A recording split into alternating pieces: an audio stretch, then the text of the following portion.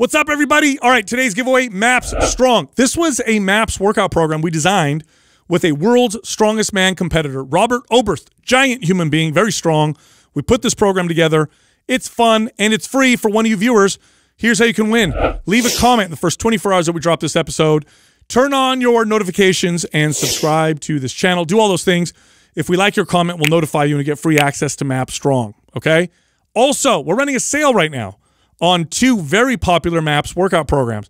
The first one is MAPS Performance. This is an athletic-minded workout program. So train like an athlete, perform like an athlete, look like an athlete. Unconventional workouts and exercises, a lot of fun. The other program that's on sale is MAPS Aesthetic. That's a bodybuilder-style workout program for balance and symmetry and body sculpting and building. Again, both 50% off. Here's how you can sign up. For MAPS Performance, go to mapsgreen.com. For MAPS Aesthetic, go to mapsblack.com. And then the code for both of them for 50% off is FEB50. Again, FEB50 gives you 50% off either MAPS Performance or MAPS Aesthetic. All right, here comes the show. When you're trying to find a good trainer or coach, the most important thing to look at is their experience.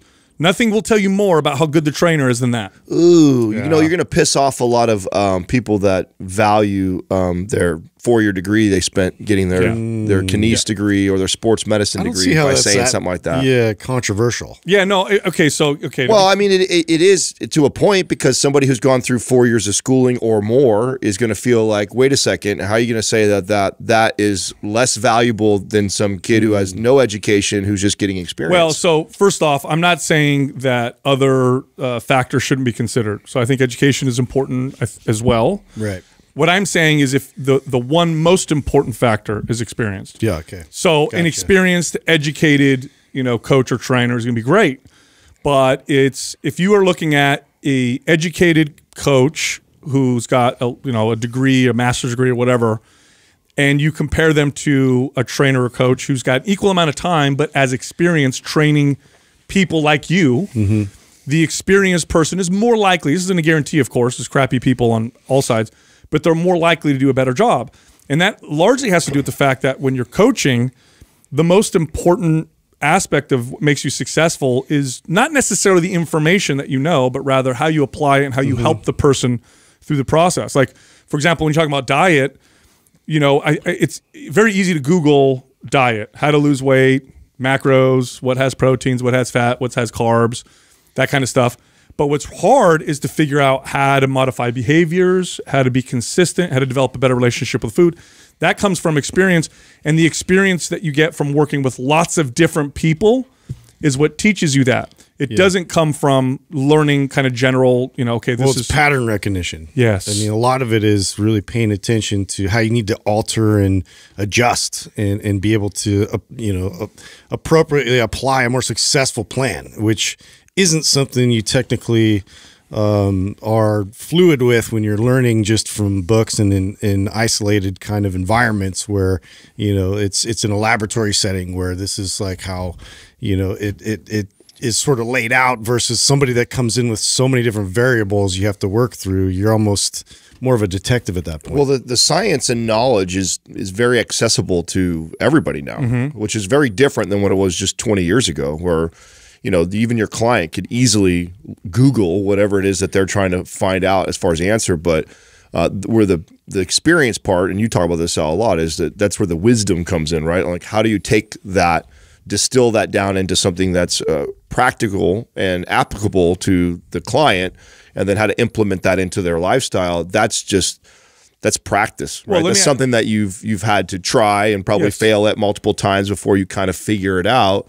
A lot of it is, I feel like, kind of what we talk about on the show. It's yes, our education and everything that we've read over the last 2 or 3 decades, right, is important. I mean, we have to be able to have some knowledge base, but really it's the how and what we decide to communicate to the client. I think that makes it more effective as far as your coaching. As you're applying it is where all the questions come up for you to then try to pursue more education, to get more knowledge that you can then bring back in versus like, you know, trying to learn everything and then not really knowing what's going to be valuable. Or so let me ask you guys this then. Do you think that it's more or less important because all the information is more accessible today than it was, again, a couple decades ago?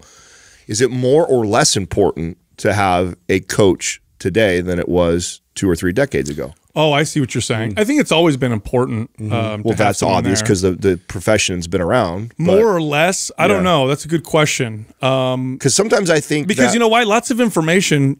Okay, here's a fact now. We have access to more information today than ever before. And it's not even close. If I had a question about something when I was a kid, I had to literally go to the library and look it up and find a book and then go home and, oops, I have another question. Got to go back to the library. There was nowhere I could go. Like right now on my phone, I have access to all of the recorded information of all of human history, right? Potentially. Have we seen a decrease in obesity? Have we seen an improvement in health? Have we seen more consistency with exercise? No, we've seen it go down. It's not an information problem. It's an application problem. For example, to lose weight, you need to eat less calories than you burn. Most people understand this or know this, or at least have heard this. Why aren't they doing it? It has nothing to do with the information. It has everything to do with the stuff that coaches, experienced coaches bring to the table. And then I'll ask you guys this. You guys know a lot about exercise and nutrition and science around training.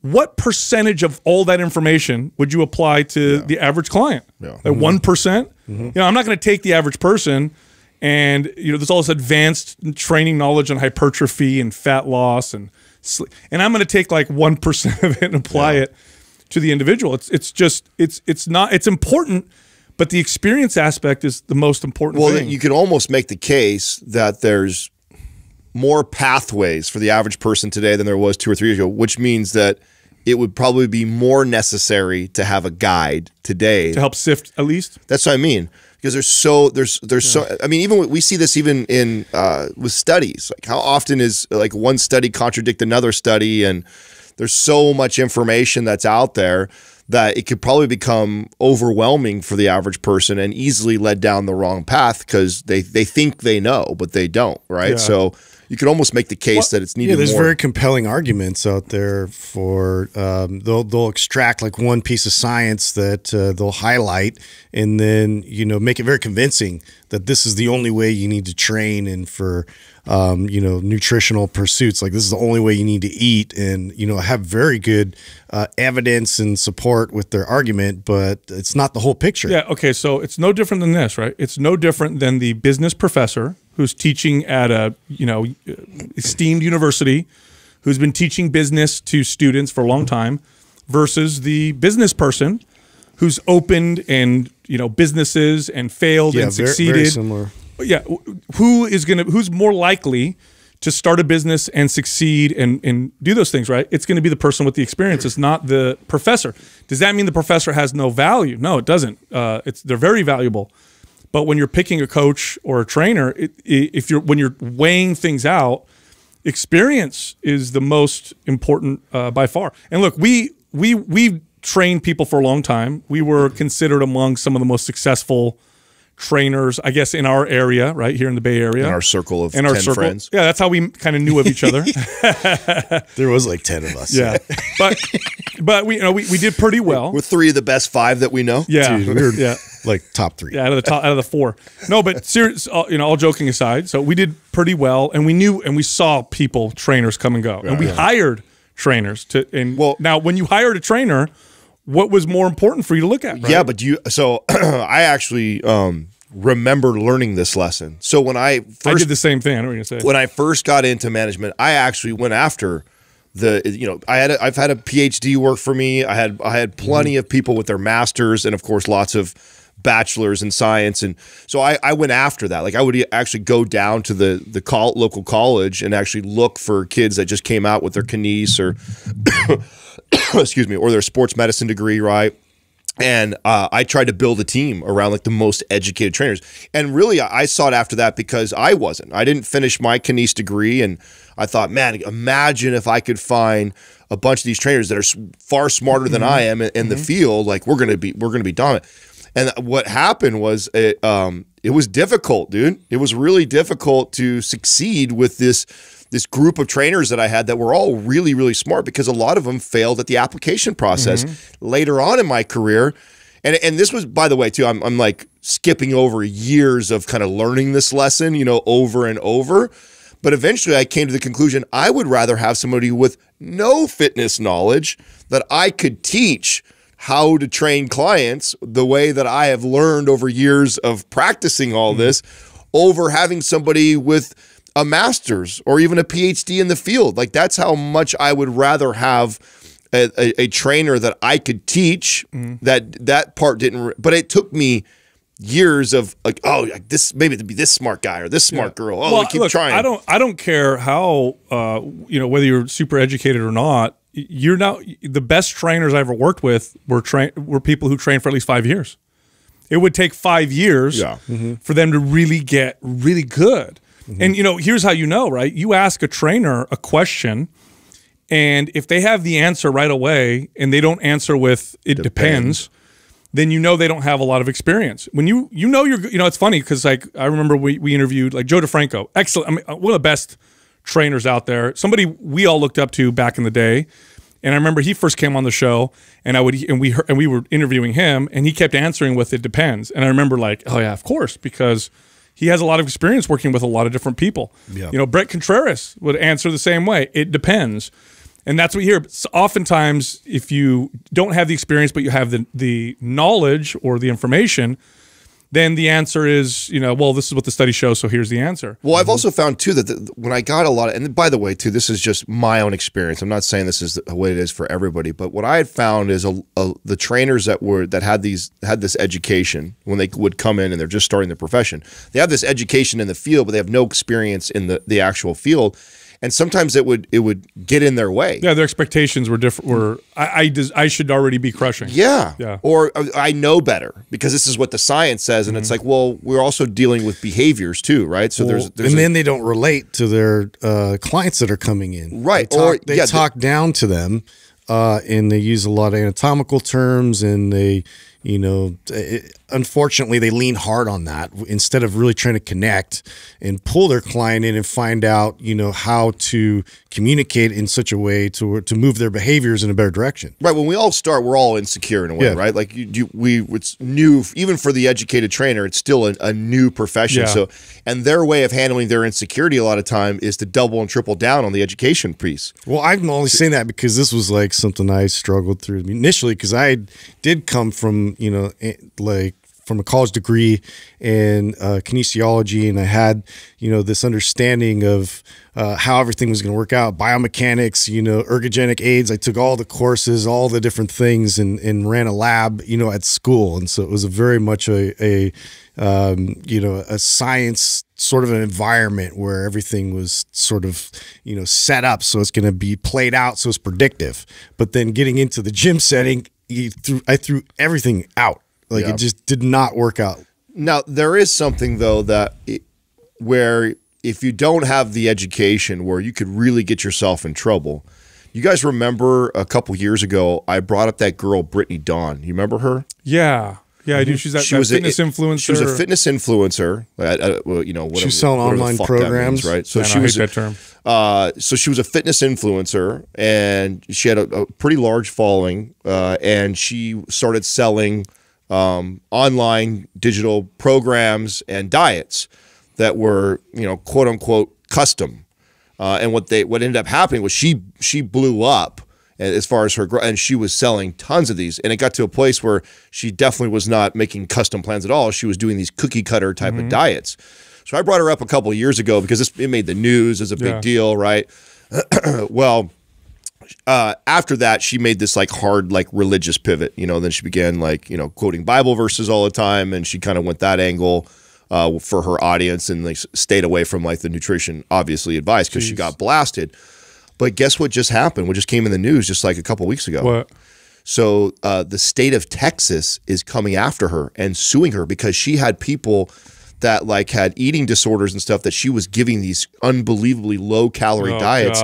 And I supposedly hurt a lot of people that were in this position. And now the state of Texas is coming after her and actually suing her That crazy? That is insane. And I feel like so that's an area where like in school they're gonna teach you like some of the foundational principles, like legal principles that you got to be careful. Well, two things. Hold on a second. I'm gonna defend something for a second because yes, and some of the craziest shit I've ever seen prescribed came from doctors and medical experts with my clients. I had clients on 500 calorie a day shakes, no food, prescribed by their doctor. So it's not always perfect. Now, why is experience so good? Eventually, you get found out. Eventually, this girl got found out. Like you can rip off so many people, but if you're a coach or a trainer for 10 years and you're successful, you're probably doing a good job, right? Yeah. You're not going to last 10 years because people are going to find out. They say, oh, this person's full of crap, or look what they've done, or what. You might last a little while, but it's not like the old days. Well, not to mention that in order for you to I used to say the same thing too. Like if I met somebody that had that kind of experience in our field, but the reason why I used to say it is because there's very little money in our profession. Yeah. And if you've been doing it for 2, 3, 4, 5 years and you're not making very much money, you normally bail. Yeah. Very few people make little to no money in this profession and stick around for 10 years. So if you stuck around for 10 years, many times you figured it out, right? Or you figured it out enough to where you're still doing it. Otherwise, you'd be off doing something else. I do find it funny that she went the religious route with promotion. And you know what? I mean, there's a lot of like similarities with the ability, manipulating people through religion or manipulating through the fitness cult. It's very similar. Well, we saw this in that, what was that cult? Oh, the documentary. You turned us on to. It was, Courtney and I just finished it, where they combined like weight loss with being closer to God. Like, the Way Down? Was that what it was called? Oh, yeah, The Way Down. The Way Down. Oh, I got to watch this. You haven't finished watching it? No, I haven't seen it all. Oh, you didn't watch it? No, now what's it on? What platform is it on? I think HBO. it's on HBO. Oh, good. Okay, yeah, it's on HBO. It's on HBO. Is that the one with the lady with the big hair? Yeah, huge hair. Yeah, and it was somebody in my DMs, which I love when I get stuff like this, right? So I appreciate people know what we talk about, what we're interested in. Somebody sent me over. I had never heard of it. It didn't pop up. By the way, that's my critique of HBO. I know I always kind of crap on Netflix and say that HBO and Disney are going to catch them and stuff like that. But one thing that Netflix did really, really well is their UI.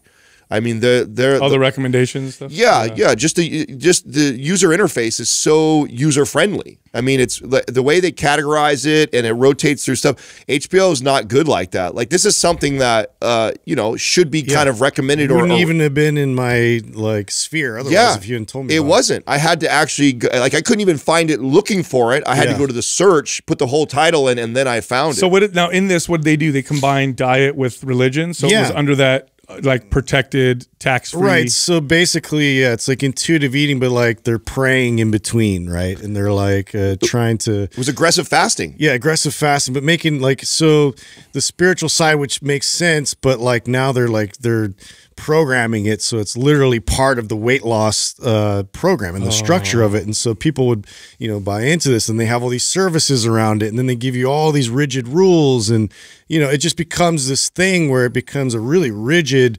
form of the original doctrine. It's kind of brilliant. Okay, first of all, it's not the first time people have made diets based off of religion. Well, it's the one meal a day, and you can eat as much as you want. And then all the rest of the times, when you have the desire to eat, you pray it away, because that is the. I mean, I can see how that strategy. Oh no, it's brilliant. Yeah. I mean, it's really brilliant. Well, people are losing weight, and so it's like they buy into the thing, and then she creates like this whole other version of what she views Christianity. Well, now I'm not going to defend it, but what I will say is, psychologically speaking, the most effective way to stick to an extreme diet is to make it a part of your belief system. Sure. For example, that's why it's brilliant what she did. For example, if you look at vegans, that eat no animal products whatsoever, vegans who do it because they believe that killing any animal or milking animal cruel is cruel. Like that's the whole reason why they're vegans, is because I believe that animals should not be treated that way at all. Their consistency is so much better than vegans who do it for health reasons, who say, oh, I want to be a vegan because I don't want to eat meat. And they go off all the time.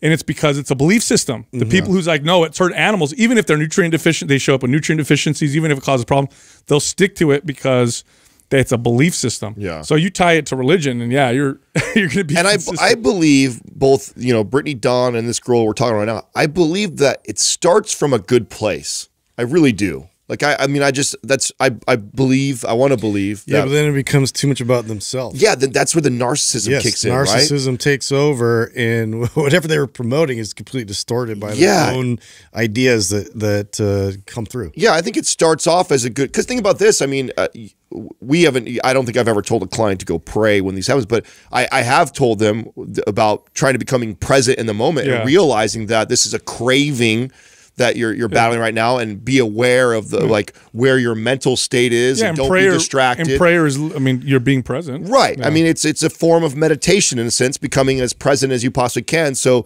you know, it's pretty good advice to a point, right? But I think, and I think that's why it had so much success for the congregation.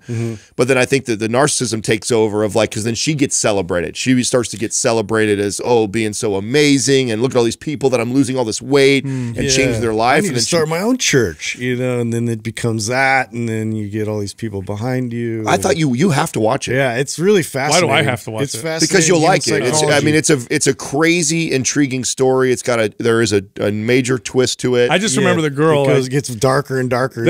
She's like, she looks like you know how you watch the Righteous Gemstones, and they're a parody of these. Yeah. It's she very looks much in that vein. Yeah, like the big hair, and she's on. very much yeah, that. I mean, I wouldn't be part. surprised if the part of Righteous Gemstones was based off of some of her character and that. Yeah, and what, They took that and like the televangelists, and they sort of just smashed it all together. Oh man, Yeah. Speaking of hair, dude. So I don't want to call anybody out, but that test that we were supposed to do, where we're supposed to put, dude, it's like that was such a cock block. bro, I'm just gonna put it out. Oh there. yeah, no, I want to hear about Valentine's this. Day. Oh, it ruined everything. So just so you guys we know. get these tests. Not going to say who it's from, what's going on, but we're supposed to put a hair sample in there, and they're going to measure things like heavy metals and stuff in our system through the hair, right? Yeah.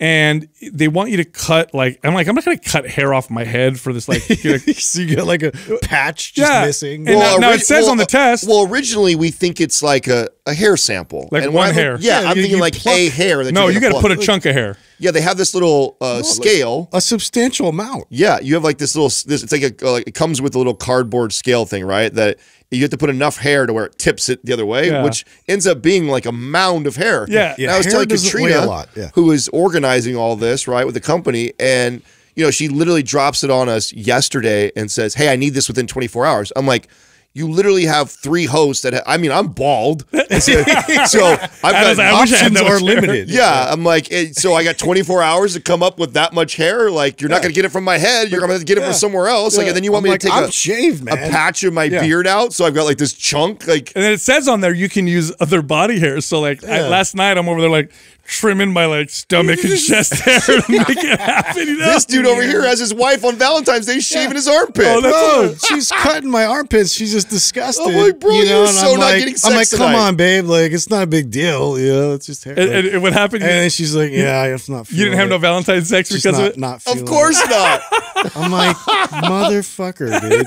Yeah.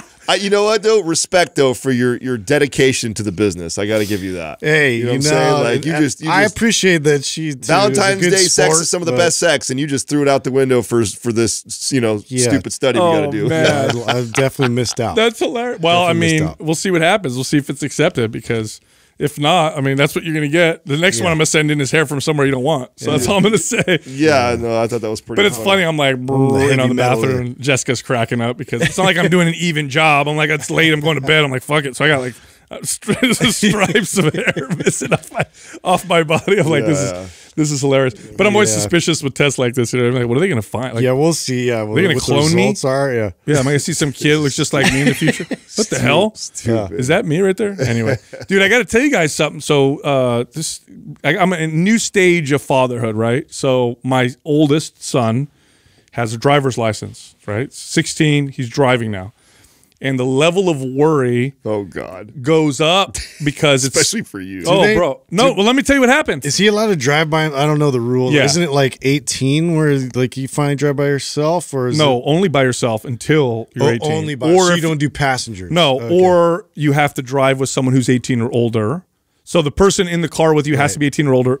Or you're allowed to drive a sibling, but they have to have a release. Do you guys know the history of that? That happened after us, Yeah. right? So we were I driving know, around. we were just Well, there. if you yeah, look- figure it out. If you got to look at the statistics of accidents, they Happen go with through the friends. roof when a 16-year-old is with another 16-year-old or group of friends in a car.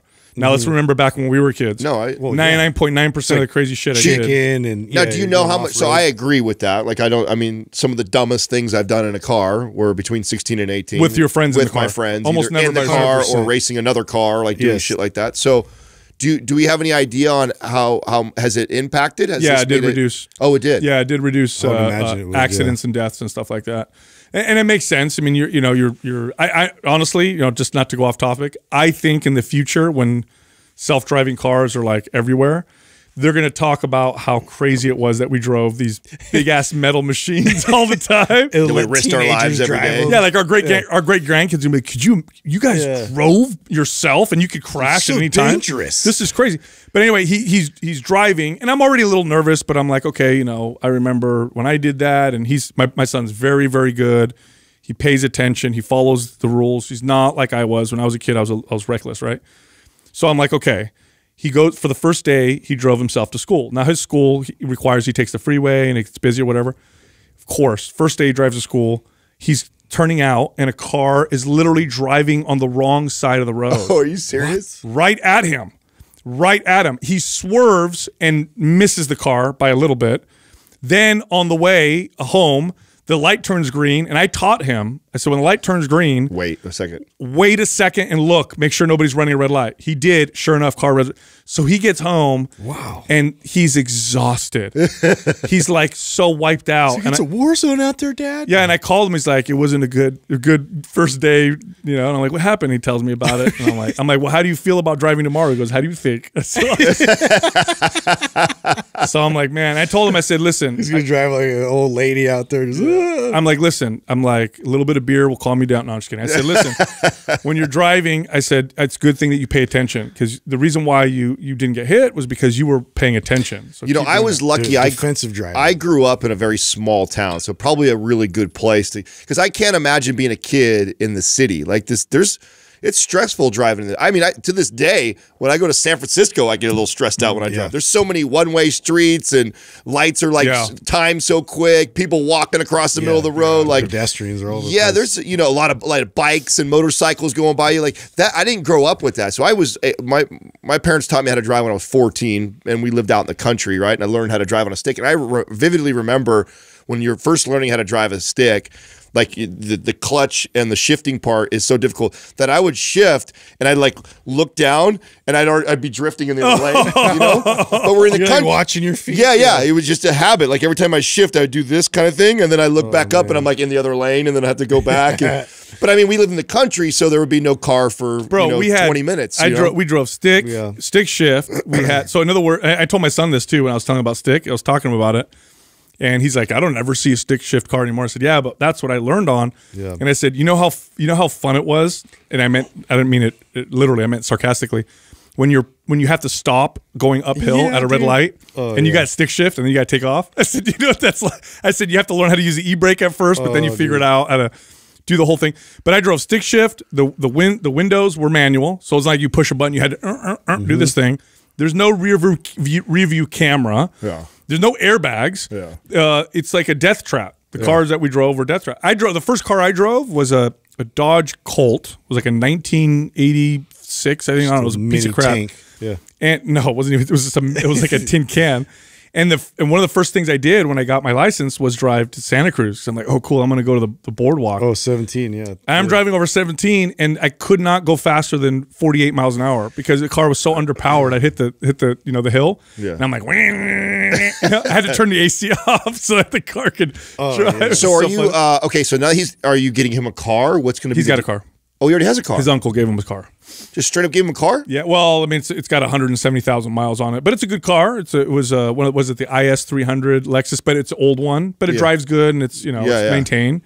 But yeah, his uncle gave it to him, which is really cool. That's cool. Yeah, and it's a safe car and all that stuff. Now, okay, so how do you? Because obviously the uncle probably. I mean, do you think the uncle's going to give every kid a car now? Or no. So I was in this situation, by the way. Like I had to return. My grandmother bought me my first car, or my first real car. I drove an '84 Camry first. But I've told this story if you listen to Mind Pump a long time ago, I think I shared the story where I was arrested and my parents made me return the car and all that stuff. You guys know that stuff. Yeah. But that my parents' logic by why I couldn't have the car was because they didn't think my grandmother was going to buy it for every sibling. So why do I get it? Because you're the firstborn, bro. Well, I was. You get all the responsibility, but you got to get some glory too, man. I mean, that's how I felt as a kid. Because you were raising your siblings. But they were like, nah. Either one, I get to live at the house and I get no car, or I have to live in my car. That was my options. So you lived in the car? I did. I mean, of course, as a 16-year-old boy who just got a brand new car, you bet your ass that was like exactly what I did. You mean I could go to bed whenever I wanted? Like, I was packing my bags 15 minutes later, So, but eventually they actually called me in as a runaway, and I still got arrested and brought back. Well, so what was the car? What were the cars that you had when you first started? So I had the Dodge Colt. It was gold. It was actually the model that had the little stick that went from economy to power, which really just meant slow and not as slow. It was still slow. So I had that. Then the second car was actually the first car I bought because I worked since I was 14. I had saved up a bunch of cash. My dad and I went to the Toyota dealership and bought and I financed a brand new Toyota pickup truck, 4-cylinder, base as fuck. No AC, no power steering, nothing. $10,000 out the door. And I financed it, and then I ended up paying it off like a year later. That was the second car. And then the third car I got was a Volkswagen GTI, which was the first better car that I had. That was it. What were your guys' first? No, I had it was like a 1980s like Honda Civic, brown piece of shit, manual stick shift. The back, the headliner stuff was all coming down, dude. Like it was brutal. And then I had a Toyota Tercel, and these are all like I had paid, a grand or two for these cars that I worked all summer to just buy these pieces of shit. And then my third one was like one I actually worked like all summer and tried to grind my way to buy this old classic GMC pickup. It was a 1956 GMC pickup that had a 400 Pontiac big block in it and literally had no safety. Like the suspension was dog shit. Like I would drive it and it would sound like bolts were like falling on the ground. And I would, because it had so much power and torque, I would just burn out. And how old were you? I was probably 17. I was 17.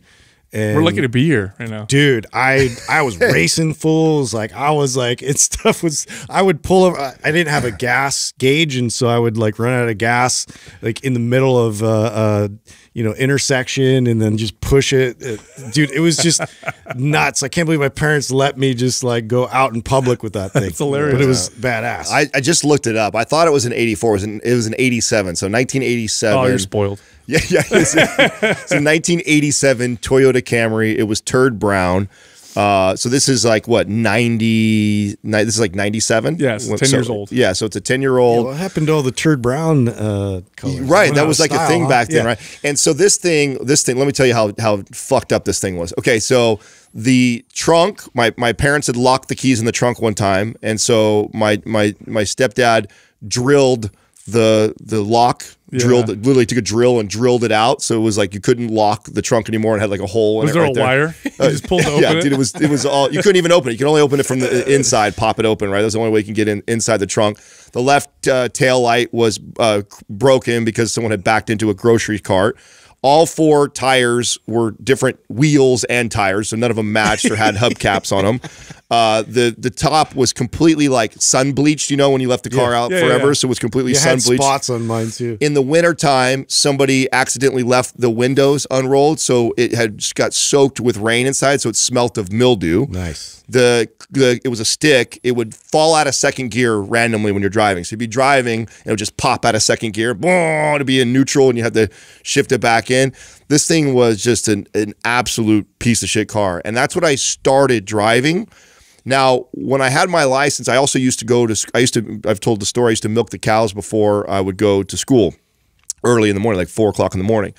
And the reason why my grandmother took me to get a car was one day I came home late from school. Like I was supposed to come directly home from school. To be honest with you, I don't remember. I was probably playing basketball, messing with my friends, and I didn't come directly home. I was supposed to. My parents were pissed, and I was grounded. But when they grounded me from the car. That's it. You don't get your car. And we could walk to school, so that wasn't that big of a deal. But I went to work, and the deal was I don't even get to use it for work. Now, I worked like 7 miles away out in the country at 4 o'clock in the morning. And so I had to ride my bike to work at 3 o'clock in the morning. What kind of bike was it? Oh, it was just some piece of shit 10-speed bike. I don't know. I don't even know what it was. You had to ride your bike at like 3:30 in the morning? So I was doing this. So I was grounded for several weeks. I'm about a week into this, and I'm on my way to work at like 3 something in the morning, and the chain breaks halfway there. 3:30 in the morning, or 4 o'clock in the morning or so, on your way to work, and the chain breaks. And I remember I just broke down crying because I'm out in the middle of nowhere. No cell phone. I don't remember how I got a hold of my girlfriend, but I called my girlfriend, who woke her mom up, and the two of them came and picked me up and took me to work. But I called my grandmother, like crying on the phone, like later on that day, and just was telling her, I said, listen, my parents, you take the car away from me anytime I screw up or do anything. And I said, I need to get to work at least. And I said, I have $1,000 that I've saved up from all the work I'm doing. Would you come down and co-sign for me so I can get a car that's mine, that they can't take from me? And at that point, that's my knowledge of the law. I don't realize that if you're under 18, like nothing is yours. So I didn't learn that till later. So she came down that weekend. She was pissed. She couldn't believe that my parents would take that away from work. The understandable, ground him from school, driving to school, whatever like that, but to do that to him going to work. And so she came down, and I was thinking I was going to get a used S10 Chevy pickup, like a little banger that probably had 80,000 miles on it, because that was all I could probably afford. What'd she do? She overcorrect? She did. She bought me a brand new Acura Integra, which was like, that was a sick car back in the day. It was a very sick car. That was like my dream car. The same one you had? Yeah, I had that car. Wait a minute, was it Type S? No, it wasn't a Type S. It was an LS, but it was really nice, right? It was really, really nice for me. I mean, that was in the late '90s. Like that was the cool car. Oh, it was a very cool car. It was like my dream car as a kid. My knowledge of cars at that point, that was kind of the extent of it. It was recently, I think, not long after that. Fast and Furious she went a little too far into. I mean, now that gets into my mom and my grandmother's issues that they have. That was kind of like her sticking it to her probably. And of course, as a teenage boy, grandmother says, "We're gonna go get you this brand new car. I got you." Like, what do you do? Like, hell yes, right? So I drove it home, and my parents just looked at it, shook my head, and said, "Nah, take it back." And I'm like, "Hell no, I'm not taking it back. It's mine." I'm not taking it back. They said, "Nah, you either take it back or you don't live here." I said, "Okay." I packed my bags. I had the car for about 2 weeks, and then I found out through my friend's mom that my parents had called the cops on me and said that I was a runaway. So I went down to the police station, being proactive, like I'm not gonna get arrested, right, for runaway. I'm not a runaway. I said, they threw me out of the house. They gave me an ultimatum. I left, and they said, it doesn't matter. They call you in as a runaway. You're under 18. You're a runaway. And I'm like, no, this is what they said. And I said, well, what do I do? I'm like, well, you have to go back home. I said, that's my only option. Well, that or you get emancipated. So I said, what do I need to sign? So I literally wrote up like, them turning over my, guardianship over to my grandmother, and brought it home for them to sign. And that was when my stepfather stood in the way, so I couldn't leave. And then he tackled me, and they called the cops, and I was arrested. It's a whole nother story. Oh, but man. I ended up having to, my grandma had to take the car back down to San Jose where she lived. I lived in the Valley, and parked it in her garage. And it was going to be parked there indefinitely until I turned 18 years old. Luckily, my parents saw that I probably was never going to speak to them again because it was like 6 months of like silence from me. Like I literally I was so angry and hurt that like I spent the next 6 months like not speaking at dinner, like just doing what I was told, getting my grades, and literally telling them like, when I turn 18, you're never going to see me again. And I think they really felt that was going to happen, because I definitely meant it when I said it back then. And then as I got to be about 17, I want to say 17, 17 and a half, they gave me like this, oh, if you get a 3.5 or whatever, we'll let you have the car back. So of course I got the grades and wow. Yeah. Wow. Yeah, well, I guess yours is the worst. Doug, your first car was a woolly mammoth, right? Yes, of course. Horse and carriage. Yeah, it's a chariot. It was not a horse and carriage. What was your first car? No, it was a Honda Civic Oh, wow. hatchback. Yep. Oh, there you go. In a manual, Yeah. So I learned on a Ford Maverick. Oh. Which was a 3 on the tree, they called it. Yeah. Yep. Which was a bear to shift. Oh, man. You know, those Civics, those hatchback Civics had incredible gas mileage. You know that? They did. Even today, if you have like an early 80s like hatchback Civic, they will put a lot of cars to shame. Now, of course, they're terrible horsepower and all that stuff. Yeah. And they're but like they a were can. Yeah, No guts at all. no, nothing at all. But the gas mileage on those cars was just absolutely insane. Yeah, so we all basically learned stick first. Yeah. Oh wow, everybody did, huh? Yeah, because I took it to this lumber yard, and like whenever it rained, that was like my dad's way of getting me prepared, was like to have me just hydroplane as much as possible. And so every time I went down, we'd go down there and like do donuts and like slide. Learn how to control the car. Yeah, That's control smart. the car. Got really comfortable and like calm. Is it all about being calm? Just small corrections. Dude, I telling my kids how it was when we were kids, their minds are blown. I'm like, when we used to go places with my parents and family was over, and my parents would have a small car, they didn't make much money. We sat, 2 or 3 kids would sit on each other's laps in the back seat. Mom would hold the baby in the front. Crazy, dude. There was no car seat. Nobody gave a shit. It was insane. Or in the back of a pickup. You know how many times I was in the back of a pickup with a bunch of friends while another friend is driving. There's no seat. You're just in the back of a truck. We used to do that. Like we'd go up like to Lake Almanor, and it was like 6 hours from here or something, and I'd be in the back of the pickup, and the gas tank was right there, and literally it was huffing This explains gas fumes for hours, dude. Now I see. And here I thought it was CTE. No, no, it's a gas fume. When I would go to work with my dad in his work van, it was this old ass work van or whatever, he had this wood like box in the middle, in between the passenger and the driver's seat, because that's where he would put some of his tools and stuff. And that's where I would sit. I'd sit on this wood box while we drive to work. As a seat. No, or a bungee no, it was cord. when I told my dad. So he had to hit the brakes once, and I fucking hit. My dad had to grab me because I almost went through the front, windshield. So the next day, my dad made a seatbelt. It was a rope. It was a rope tied bolted on one across. side. Yeah, and then I just hook it around the other side. And that's what I would. We're just fine. Just, You're gonna be just I fine. Hey, turned out- builds I turned out character. okay. Builds yeah, character. the weak ones died. That's all I have to say. The ones that are left over were strong. We did okay. Yeah, dude. Anyway, dude, I got to tell you guys about a thing that I added to the sleep routine that it's only been a few days, but holy shit. What are you doing? So as of right now, the sleep routine, well, as of before, the sleep routine would consist of about a couple hours before bed. Either we turn off the lights. Yeah, dim the lights. Put your Felix Grays on. I put my Felix Grays on. That always makes a huge difference. If I forget to put on my blue blockers, Little Yanni in the background. yeah, no, I don't do that. Yanni's a good time. We should post a picture of Yanni right now. Do you know I went to? That was the first concert I You went look to. like Taylor, Really? ironically. First concert I went to was Yanni. Oingo boingo for me. Really? Yeah. Boingo, boingo, really? Yeah. That's better than Yanni. Wow. Random, I was right? listening to the guy just go riff on a keyboard, and I'm a kid. Like, what the hell am I watching? Sorry, I went dude? to like a Christian punk band, so that's a little different. That's all right. That's cool. That's yes. cool. Kind of not really. Hey, cooler than Yanni, bro. There's no words. It's all keyboard shit. It's definitely cooler than Yanni, that's for sure. Anyway, so I the blue blockers, dim the lights. I don't eat a couple hours before bed, and this makes a big difference, especially if I remember to dim the lights or put on the Felix Grays. Well, anyway, working with mphormones.com, right? So they're the ones that do my TRT, but they also have peptides. They don't work with SARMs. That would be stupid because you have testosterone there. But they do work with peptides, and this is all doctor. They're watching everything with it, Like and they're BBC recommending. 157, stuff like that? Yes. Okay. I didn't know this. Yes, so they work with all the peptides, right? So there's a peptide called abutamorin, which I don't remember what the actual, like the chemical name. I think it's MK677 or something weird like that. But abutamorin is what they call it. And what it does is it releases growth hormone. It's oral, so you don't inject anything.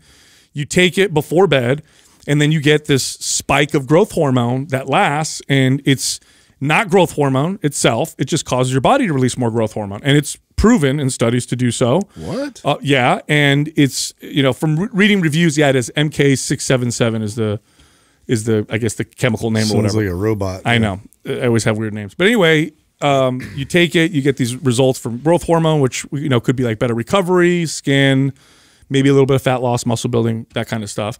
So I'm like, well, it's doctor. He's recommending it or suggesting it. They're watching me, which is cool, so I can see what's happening. So let me give this a shot, right? So I tried it now for 3 days, and that with the sleep routine, oh, bro, I haven't slept like this since I was, I don't know, a kid, like hard. Remember when you were a kid and you sleep so hard that you feel like you went through a time warp? Like you close your eyes and you wake up, like, oh my God, it's already in the morning, and have like vivid dreams throughout the night. That's what's happening right now. So it's really wild. I've taken growth hormone before. It's been a long time since I have, but actual growth hormone. Yeah, like actual growth hormone. And one of the things that I liked the best about it was the sleep. I would just get the most restful sleep, and I would wake up and it refreshed. Yeah, it reminded me of waking up as a teenage kid. Like when you're a teenage kid, I felt like no matter how much sleep I got or how it was like I popped out of bed and I was like ready to go for the day, full of energy, was never groggy or slow. It felt like that on it. It was one of the things that I noticed. Now, are you seeing any? So it's probably too early for 3 this. days. Okay, it's probably too early for this. I'm going to be really interested to hear if you. One of the other things I remember noticing as a side effect. It's not really a bad thing, but my fingernails would grow. Yeah. I was having to trim my fingernails like every week because they grew so fast. Yeah, so you should, I guess I should notice, right? Nails and skin. Yeah, skin was the other thing I know. My skin was like really, really But I would imagine that would take me at least a few months. Yeah, it took like at least 3 to 6 months for me to like really notice those things. It was very minimal. Like I thought from back then when I took it, the hype around it, like all the biggest bodybuilders were taking it, and so I thought it had a big part in like just building tons of muscle. It doesn't feel like that at all. Yeah. Like you don't even feel it. It's not like testosterone where you take it and you feel like the growth hormone. You just feel good. Yeah, and you consistently feel good. Well, I mean, it's only been a few days, and the sleep is just incredible. But it's cool because they do work with peptides. Now, technically, you can buy peptides over the counter, but it's not regulated that way. They're sold as research chemicals online. You don't know what you're getting. Could be fake. You don't have anybody monitoring your blood, so what's going on. In this particular case, obviously they're monitoring things. It's with the doctor, and it's a legit source. So that's why I'm like, yeah, I'll give it a shot. Yeah. And it's, man, I could So you take it like an hour before right before bed, sleep, or just right before bed, beforehand? Empty stomach, empty stomach right before bed. I just take it and then go to sleep. And now, would something like this pop up for like an athlete? Like if an athlete was, that's a great question. Like, because I would imagine there's huge benefits for athletes to be taking things like this. That's a really good question. I wonder if it's. I would assume it's banned, but how would you test for it? Right. If it's just if it naturally just kind of boosts the growth. And I remember it's probably not so crazy where it's like your forehead and skull is going to grow like Barry Bonds, right? What I've heard it compared to is like taking 1 IU or 1.5 IUs of growth hormone a day, which is not bodybuilder dose, not. So your head's not going to grow. No, it is. I can't imagine your head getting any bigger. No, I don't have a. Yeah, that's just figurative though. Literally, forehead. I don't have the biggest head. It is a prohibited substence. Oh, so it there is. you go. Yeah, so it's banned. So it's a peptide. Banned. Well, hey, sorry, athletes. That means it works. Yeah, that's all I can say. Is I didn't know that they offered that. They have all. They work with like all the peptides besides SARMs, because SARM, again, why would you use a SARM when you have actual testosterone? Well, we got to get them to talk more about peptides in that forum. I think it's really cool, right? Yeah. Yeah, very, very interesting. I didn't know they offered that either. Yeah, very interesting. Well, I remember when we all took the BPC 157. Am I saying that right? Yeah. We all took that a long time ago, and it was right after I did my Achilles. And I remember while I was taking it, I felt a huge difference in it. Now, the one thing I did notice was as soon as I stopped taking it, I didn't get that same feeling. Like it didn't feel like. And that's different. That's not a growth hormone releasing peptide. That's something different. It's a different type of. It's a peptide. Though, yes, right? yes. And that one was injecting. You use like a sub-Q or whatever. Yeah, I'd actually like shoot it in the Achilles. You're supposed to shoot it in the area where you have the injury, and it was supposed to speed up the process of the tissue rebuilding, if I remember correctly. and it felt better when I was taking it. But I did notice that if I wasn't taking it, I didn't feel the same. Wow. Well, speaking of partners and stuff, now that we're working again with Seed, and are you guys using the probiotic that they have? I've been some home. Yeah, I'm getting consistent with it right now. We had that little stint where we just took off to Florida, so I did fall off. Have you noticed a difference between this and any of the other probiotics? So I can't say that I have yet, only because I don't feel like I've been consistent enough to judge it. So just being completely honest and transparent to the audience, like I do remember though in the past taking Seed, and we all loved it. I thought it was amazing, but I haven't been consistent again with it to see if I can start to notice some things. Well, my gut health's never been better. Now it's not entirely because of that. It was already a lot better from some other stuff that I did. Yeah. This was like the icing on the cake. And I'm pretty sure the difference is their delivery process. Because remember when we interviewed the founder? Yeah, I did not know this. That was a fascinating interview. Yeah, that like 30% of most probiotics, 30% of it only makes its way into the gut. Is it into the colon? Oh, is that yeah. right? So the capsule itself was created so that it doesn't release anything until it gets where it's supposed to. And they use this very sophisticated machine that simulates the gut and the small intestines and the large intestines and all that stuff.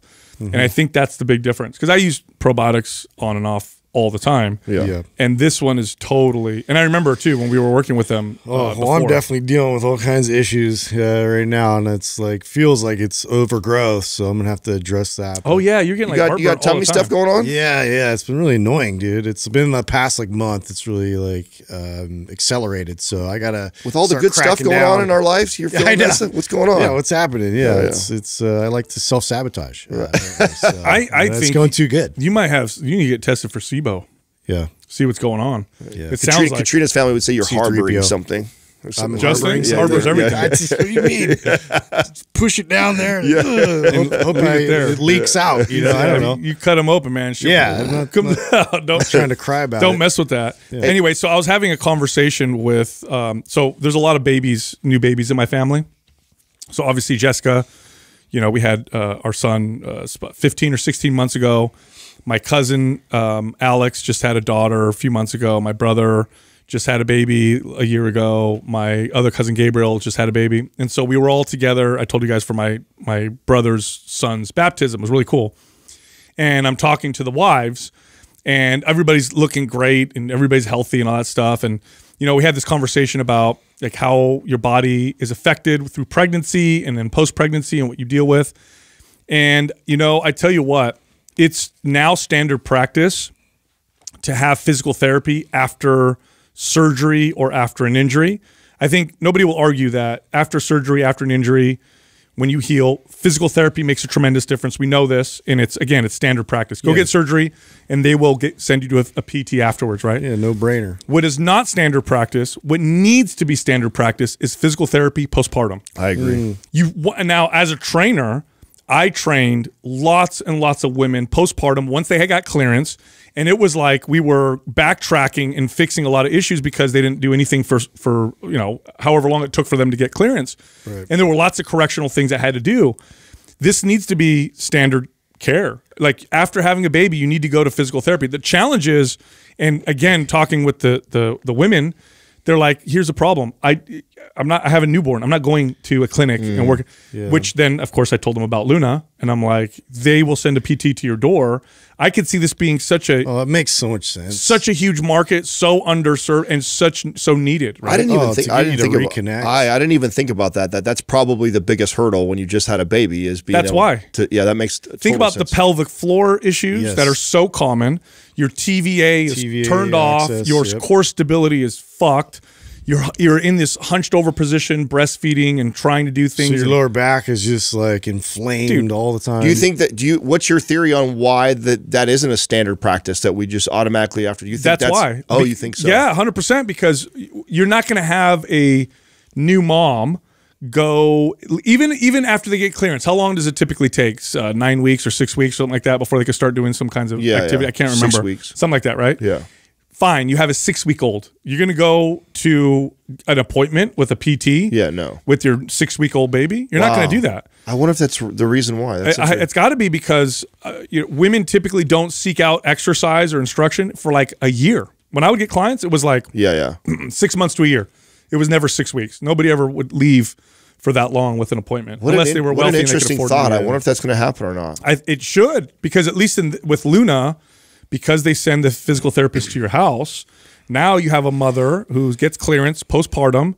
The baby is still there. You get an experienced PT who comes in and can do these movements and exercises with you, help you recover and feel better. Well, like you said, I mean, it's standard practice after a major surgery to have the follow-up with physical therapy. And so, like, that's basically, like, the same scenario. Like, your body's healing after this, traumatic experience. I wonder if they're marketing in that direction. I mean, I feel like that's low-hanging fruit for them to go after that because nobody is able to serve that market. They did say that that's one area. Oh, they're starting to see some growth. The challenge is, because they're growing so fast, is that the demand is like they got to meet the demand with the supply. But they're really driving. I mean, we were talked about how this company is going to revolutionize that whole space. Yeah. But that and elder physical therapy. You try, like my grandparents, they need physical therapy. My grandfather's gait is off, his balance. He needs strength. My grandmother's in a walker now. They don't want to leave the house. Like, just getting them to go to from my aunt's house to my mom's house, which is down the street, is now becoming like an argument or a pain in the butt. Getting them to go to a physical therapist appointment twice a week, so they want someone to come to the house. And more often than not, they will send someone to the house because they've been doing that now, for a while, but it's still not as accepted, right? Still not like that standard care. So I see that also being a huge part of the market. Wow. Hey, real quick, do you like soda? Of course you do. It's delicious. The only problem is it's full of sugar, and it's bad for your health. Not Olipop. Olipop is soda, or it tastes like soda, except super low calories, very low in sugar. It's got fiber in it, and it's got compounds that are good for your gut health. I'm not making this up. It's a soda that's good for your gut health and is very low in calorie. Olipop, you got to check them out. Great product. Go to mindpumppartners.com. Click on Olipop. Use the code MINDPUMP for a discount. All right, here comes the rest of the show. Our first caller is Marie from California. Hey, Marie, how can we help you? Hi, I just had a silly question, actually. So I've been prepping. I have 8 weeks till my next show, and my coach wants me on the Stairmaster, which I'll do, but I absolutely loathe the Stairmaster. Like, I will try everything but that first. And so I'm wondering what the significance of the Stairmaster versus incline walking at a fast pace, like a 3.5 on a 10 incline. What's the significance between the two? What's the prominence of the Stairmaster versus the incline walk? Those kinds of things. Yeah, good question. First off, why do you think it's a silly question? Yeah, no, that's a good question. Because some people really like the Stairmaster, and I absolutely hate it. Your coach is not going to like me when I get a hold of this question. Just so you know. Here's the most. I'm trying to get out of it. Let's put it that way. Good. Here's the most significant difference between the two. Okay, you hate one and you don't hate the other one. Yeah. I mean, that's the truth now.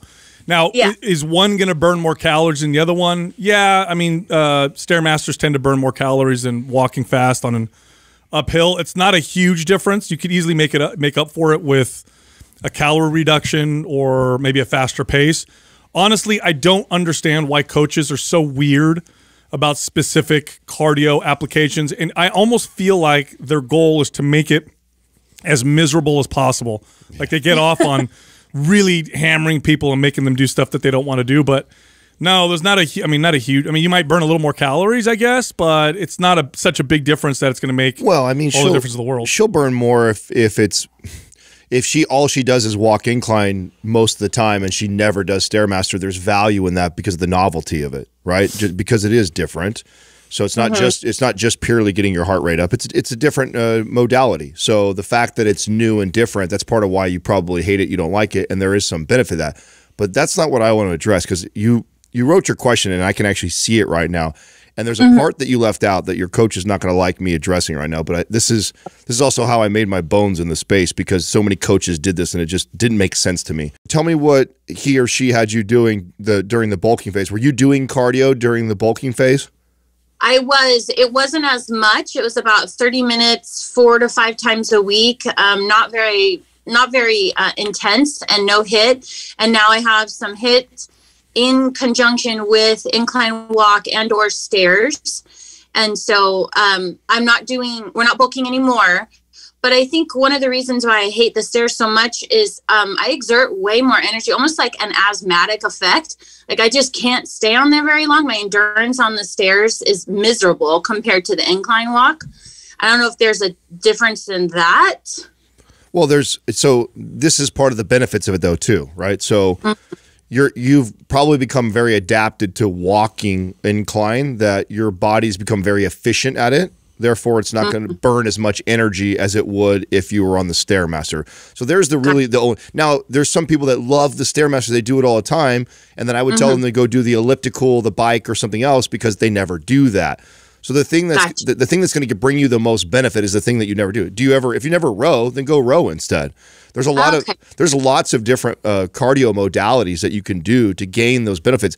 But if you do the same thing all the time, consistently, weeks in, months out, years out, as far as your mode of cardio, then your body's going to be most efficient at that. And when you're trying to burn more calories, burn more body fat, in your case, getting ready for a show, then doing something that you're not used to doing is going to benefit you the most for cardio. But I'm not done addressing this, coach, because this doesn't ever make sense to me why these coaches keep cardio in the routine all the time, because we would be far better off during the bulk if you eliminated all cardio.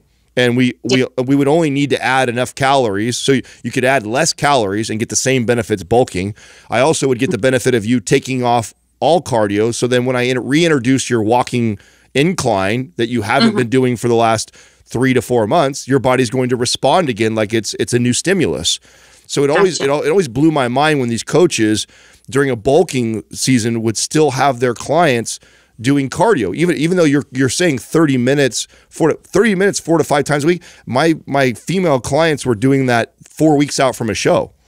Wow. Yeah, and we didn't start doing our cardio till the last week or two, because we adjusted our weight routine and our calories to lean you out. And I'd rather do it that way as much as possible until we get to the final weeks and use calories. That's exactly what I was going to say, because you're, especially intense cardio, while you're dieting, I'm sure your calories are really low. While you're doing a lot of resistance training, you may be sacrificing muscle because of this adaptation signal.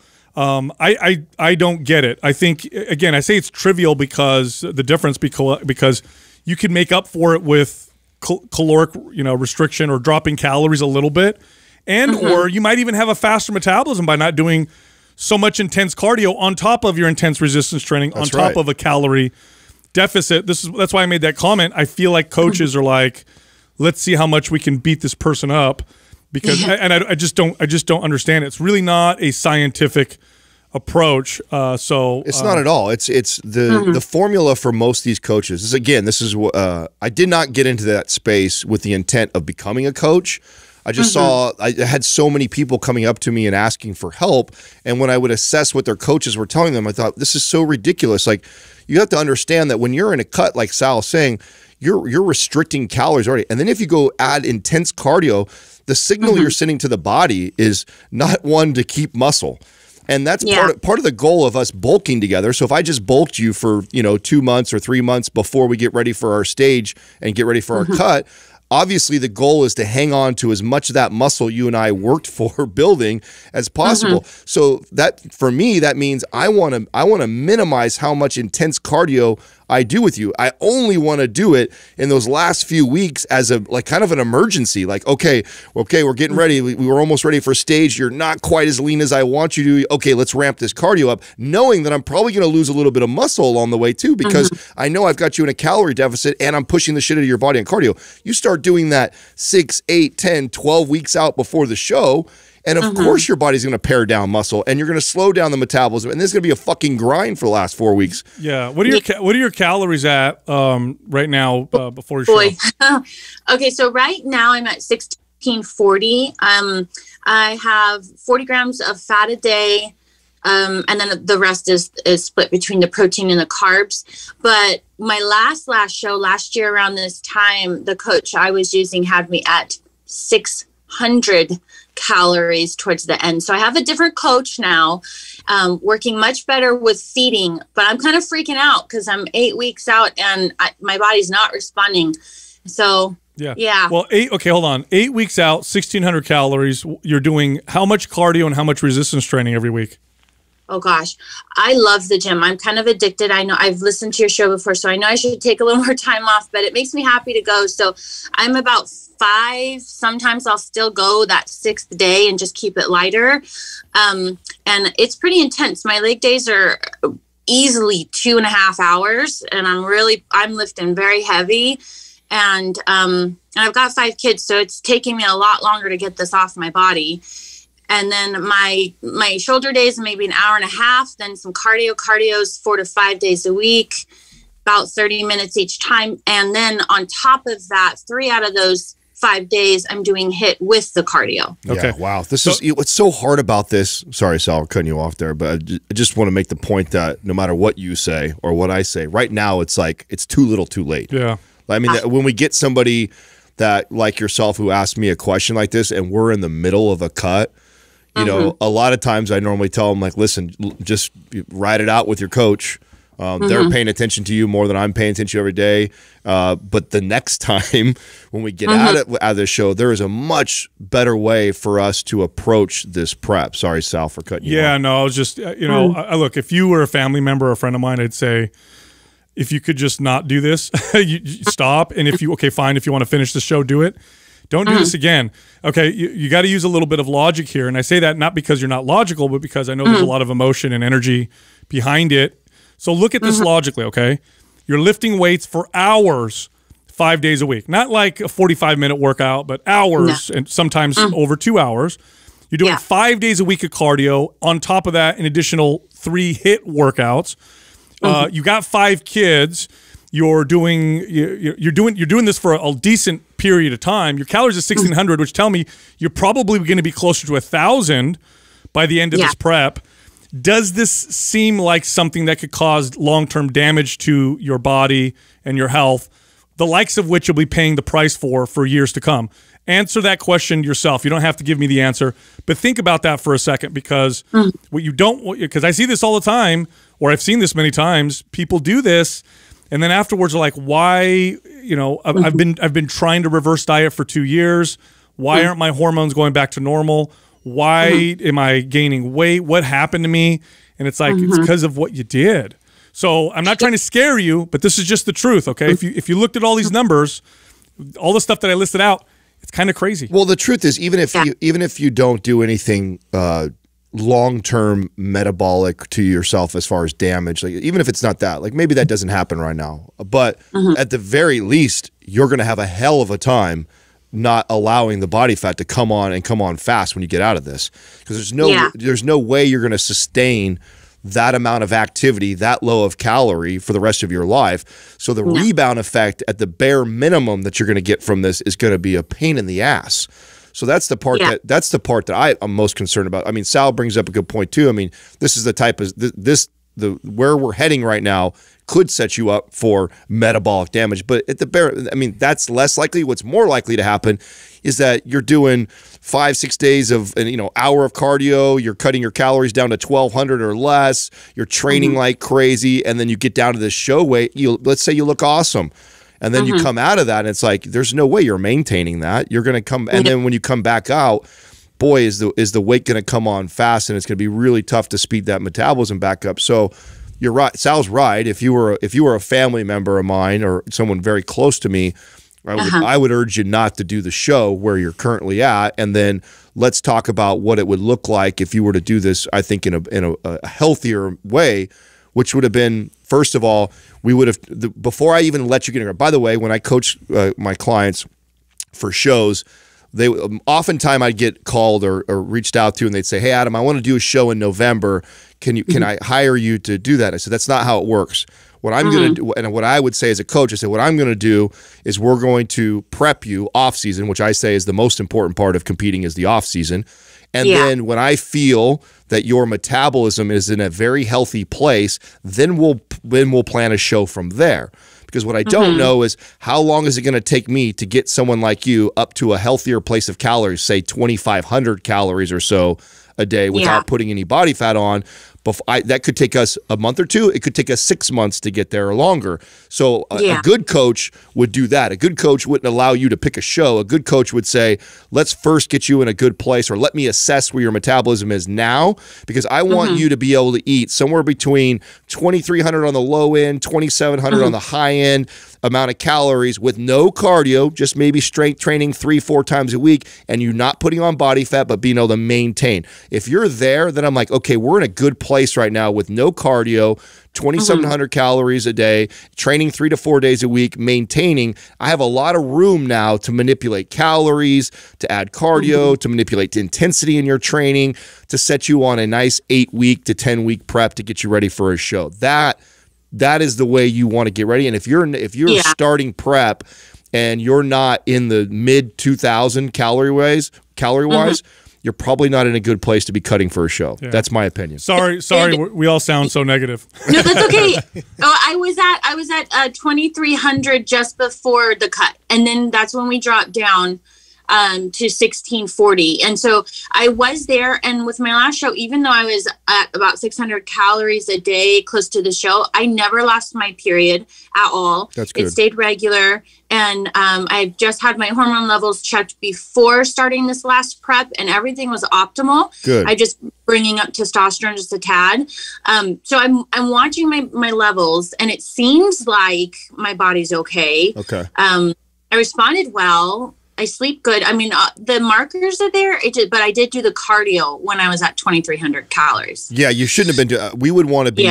We would want to be able to maintain, and then also only training 3-4 days a week. I don't need you to be doing more than that, especially in a bulk. In a bulk, you know, we're focused on building muscle strength. I want recovery and rest, and calorie surplus is way more of an importance at that point. And then when we would transition. Okay, when I would transition you from that bulk of doing no cardio to now into your cut for a show, the cut doesn't start with cardio. The cut starts with me either one, adding training volume or adding more intensity or adding more days in lifting, or a slight reduction in calories, or a mix of both. Maybe I drop you to 2,100 calories. I let you lift in the gym an extra day or two, or we increase the volume in your training one way or another that way, and then we watch and see what happens to your body. If I did my job correctly, I should start to see nice change just from that. And then we're going to ride that wave for a couple weeks until I see you kind of start to slow down or plateau. And then again, I'm either going to, I have more days to add volume and intensity, or restrict calories, or maybe I ask you to do a walk. You know, I said, now I want you to do an hour walk every day. There's a lot of things that we do, but cardio, I'm saving intense cardio till the damn near end, because I know that we just came off of a bulk where I'm trying to build muscle with you, and I know a calorie deficit with high intensity cardio is the perfect recipe for your body to pare down muscle. And so I want to leave that to be the very last thing that we potentially do. Gotcha. Okay. Yeah, that makes sense. Yeah, it's still so new, and I'm like, oh my gosh, what am I doing? Are you in our are you in our forum by chance? I don't think so. Not yet. I just listen to you pretty much every morning when I get ready. Okay, so I'm going to have Doug add you to our Facebook private forum. We actually have a lot of competitors in there. So a lot of people that there's even a few girls in there that I've trained. So it's a great community. And there's some people that have done the show themselves with no coaches, just from talking to our community and getting help from all of us. So I just urge you to get in there. We'll figure out things after whatever you decide to do for this show or not. But going forward, you know, use that community to kind of help you through your process. Okay, perfect. That's great. Thank you so much. No problem. Thanks for calling. What percentage would you say, Adam, of people who do these shows, what percentage of them would you say do it in a relatively healthy way? Very little. Yeah. I mean, like I said, it was I had no intentions of coaching, like none at all. But it was almost like I felt compelled to. Like I felt so bad for especially the bikini competitors, because I feel like they get abused the most in getting ready for shows. Yeah. It's like this. There's this down on cardio. Yeah, there's this weird idea, and this is also prevalent in the men's space too. It's not just women that do this too. Men are guilty of this too, which always blew on. This idea of doing all this cardio in the office. And by the way, okay, remember when we're talking about this, because you might hear me contradict myself if I'm talking to a health person or someone who wants just to be healthy. Right, we're talking about sport right now. How to maximize this, how to do it in the safest, smartest, fastest, healthiest way. There's some things that my rules change a little bit here. That person in a bulk, I don't want them doing any cardio. Why? Doesn't make sense for them. Now, if in general health, who's somebody, that's a different situation. So the way these coaches prep these bikini girls for shows, it just doesn't make any sense. It's not science based at all. It's like starve you and work you to death. Yeah, and then literally what it is the girl or the guy who wins the show was the one who could adhere to the most punishment or had the best genetics going into it. Yeah, they had the most resilient genetics to the damage. Yeah. Yeah, I would even venture to say, just if you look at the whole picture, the fact that who it attracts, so who's attracted to a sport where you're presenting your body on stage to get it judged. When you look at the caloric restriction, the overtraining, the types of people it attracts, it's a perfect recipe for eating disorders, body image issues, hammered and damaged bodies and hormones. And it's got to be one of the most unhealthy places to compete, regardless of sport. It just doesn't seem like a good idea for most people. So if you're thinking about doing it, like really, really consider all the stuff that we just mentioned. Rochelle is in our forum, and I got her like this. She had already kind of gone through this with other coaches and stuff like that, and we linked up. And so she's a great person. So if you're listening to this, you're a competitor, you're in our forum, you're thinking about getting in there, but get a chance that she's amazing too. Like she's an open book. She'll share like her experience both before me and then after coaching with me. And I think she's full of wisdom, very, very smart. And we'll share it. And she's a completely natural athlete and looked incredible after we got ready for a couple shows. So talk to her if you're in our forum. Next caller's Nate from Texas. What's up, Nate? How can we help you? What's going on, y'all? How y'all doing, man? Good, man. What's up? Hey, man, I just want to say it's exciting, man. It's good to be able to be on here, man, because this is like something so new for me. I've never actually been involved in some stuff like this, so it's cool. It's cool, man. So I just want to say I appreciate y'all. Everything y'all do, man, is cool. Y'all send just a super positive message. The vibes y'all send, y'all help so many people. So I just want to say that off the rip. Now my whole deal here is that I've been training for a while, man. I've been, implementing a lot of different things, and I've been learning all this new stuff. I've actually been studying to be a personal trainer now. And when I'm trying to create these programs, what's going on is I'm learning, I need to incorporate all these different planes of motion, and I need to make sure I'm doing transverse. I need to incorporate sagittal and frontal. But when I'm creating a single workout, I'm trying to figure out, is it best for me to incorporate all the 3 planes of motion into one workout, or should I try to phase different planes of motion? Now, I know that when you're doing speed and agility and balance, you really kind of want to focus your attention on certain performance aspects.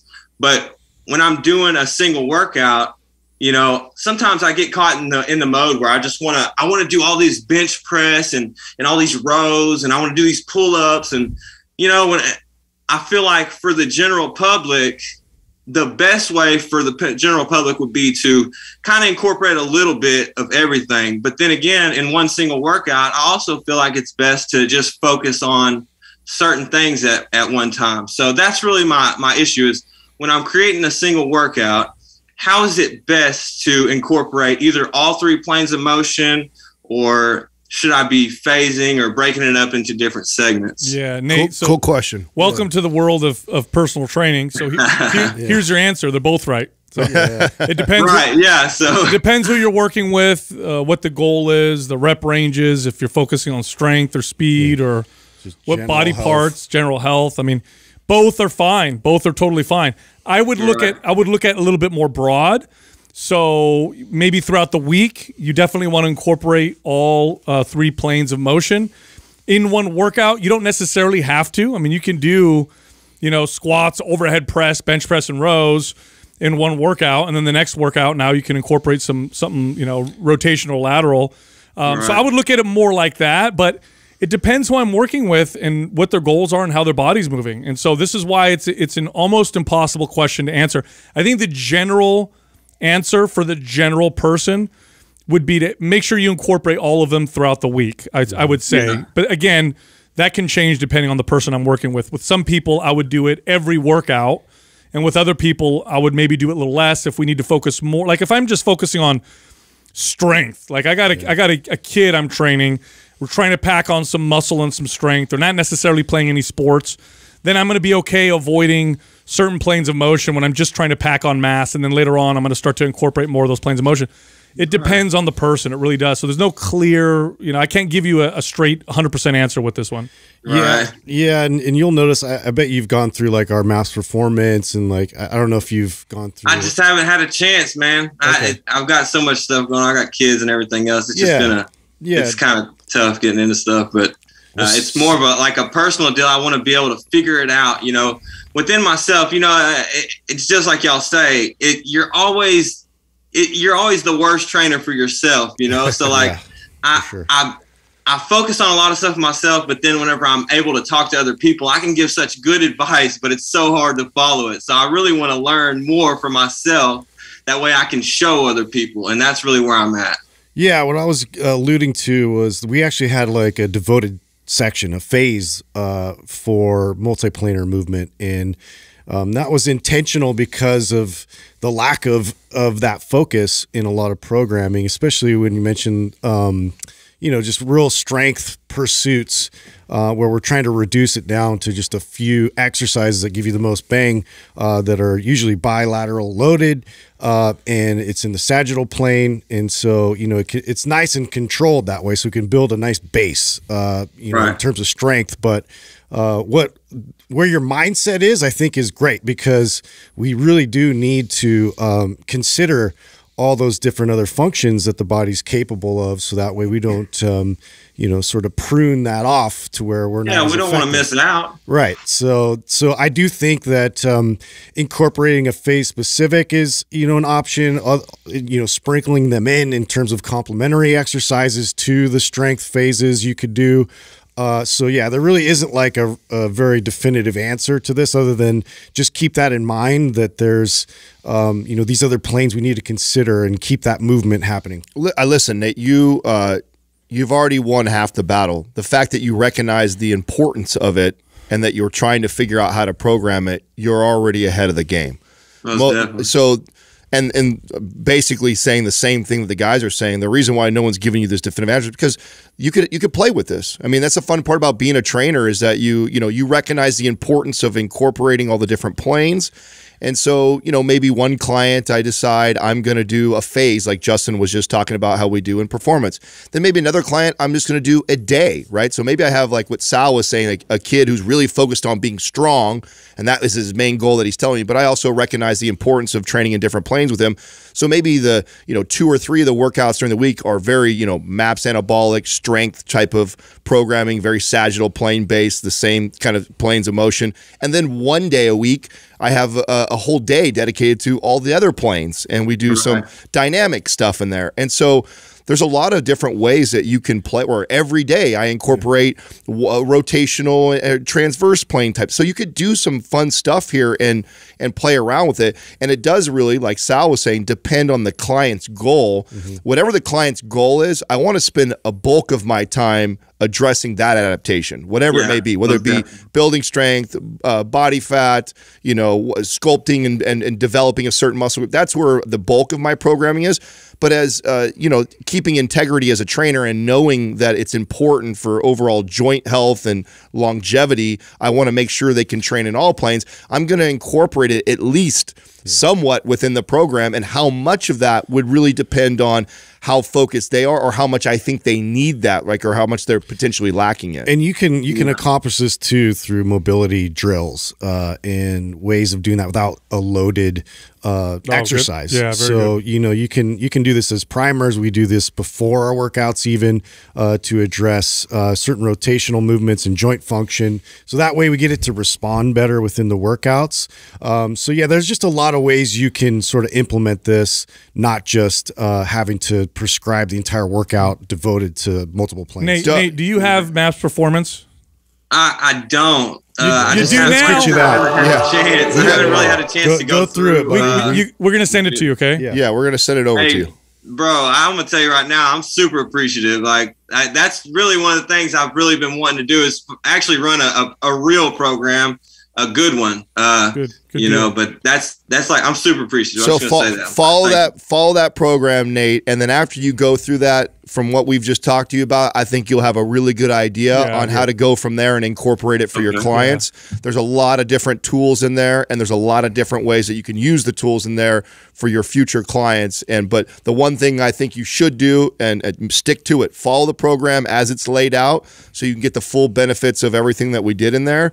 And then after that, you can pluck and pull whatever you like and implement it into your own program. Thanks for calling in, Nate. I appreciate it. Hey, man, thank y'all, man. Y'all keep being good. Keep being you, man. Y'all doing so much great stuff, man. I appreciate you. Thank you, Nate. Thank you.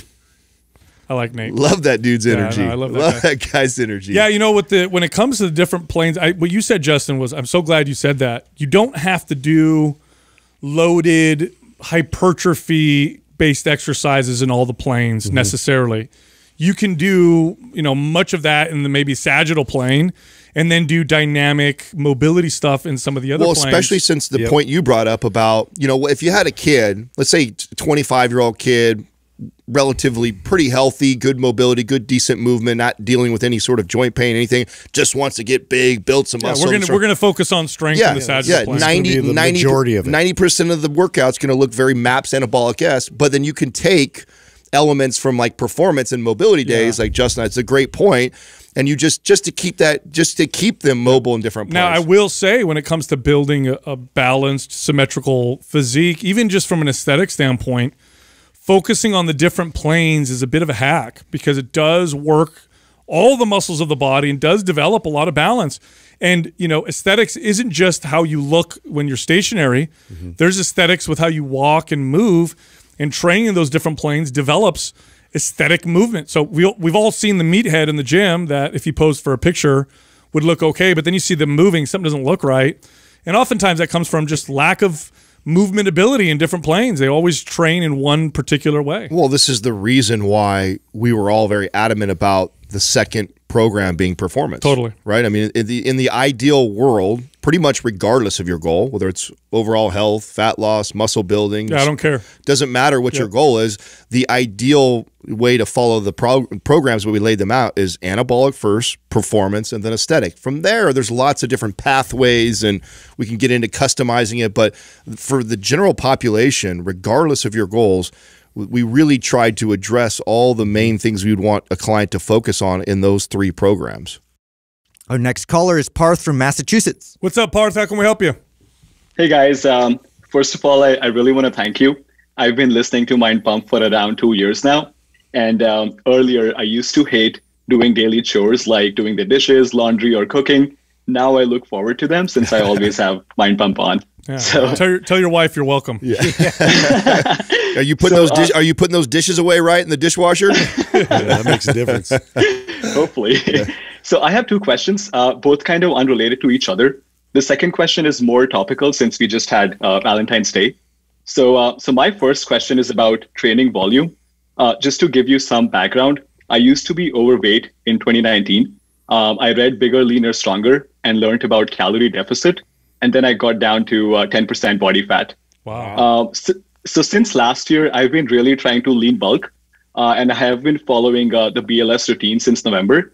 But I feel like my volume is inadequate since I'm gaining around 1.5 to 2 pounds per week. So my calorie intake is on point. I track my sleep.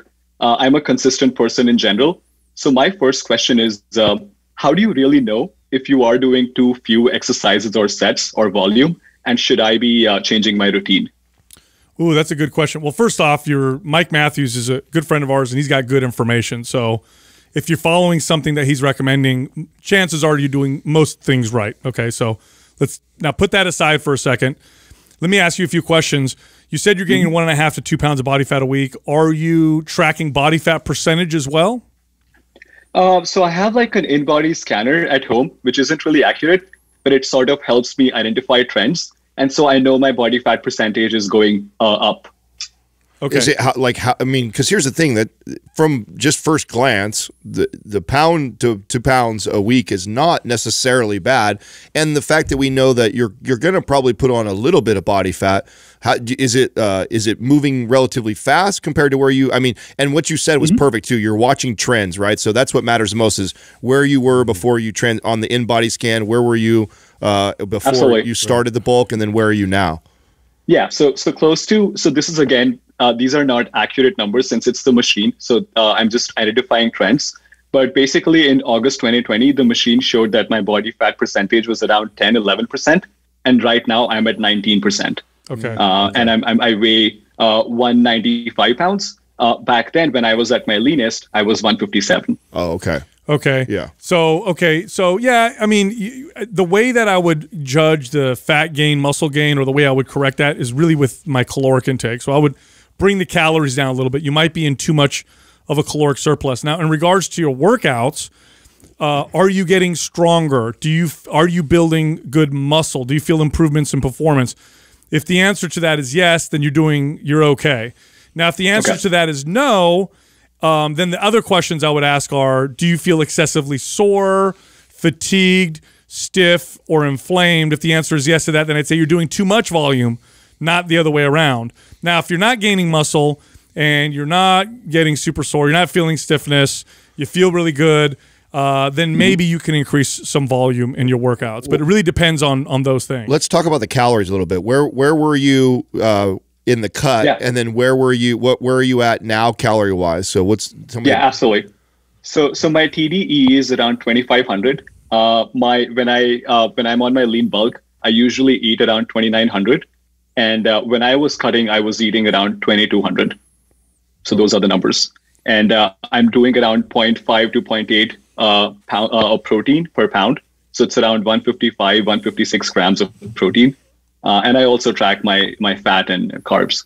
So it sounds like you sound like you're in pretty good, but the only difference I'd probably make is when you went from 22, maybe I'd go to like 25. Yeah. Just maybe. I just did the math on your body, and I hope I'm right here. I just did the math on your body fat percentage, lean body mass. So your lean body mass, your total weight was 157 at 10% body fat. Now you're 190 at 19% body fat? That's correct. According to the machine, yes. Okay, so your lean body mass went from 141 to 153. That's pretty damn good. That's not bad, but he also went from 157 to 190. Right, which is why I think that you just a little too much calories, but everything else is pretty good. Like when what Sal was alluding to earlier about, if you're getting stronger and we're putting muscle on, there's not a problem with the volume of training. Your volume of training is probably spot on, and you're doing just fine. You're probably just either underestimating how many calories you're actually eating, or you just didn't need that much. And so I would just, instead of doing 2,900, I'd probably pull back more like 2,500 and see how your body responds. Well, can you tell me, I'm not as familiar with his programming in terms of like rep range and like what we're switching up phase wise. Like what does that look like for you? And have you done like a 1 to 5 rep range? Yeah, absolutely. So BLS usually has around 4 exercises. 3 of them are compound movements, and then the one is usually an isolation. So on a typical chest day, you have incline bench press, normal bench press, and then incline bench press with dumbbells, and then probably a rear fly. So you usually have 3 compounds and 1 isolation, and you're supposed to do 3 hard sets for each of these compounds. And the rep range is usually 4 to 7, 4 to 8. Yeah, it's a body part split, right?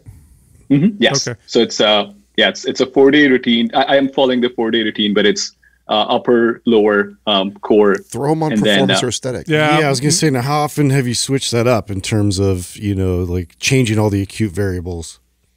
It's been a while. I haven't switched it up since November last year. Yeah, that would be my recommendation. Parth, we're going to Maps Anabolic. Parth, I'm going to send you Maps Anabolic. So I love Mike. He's got great programming.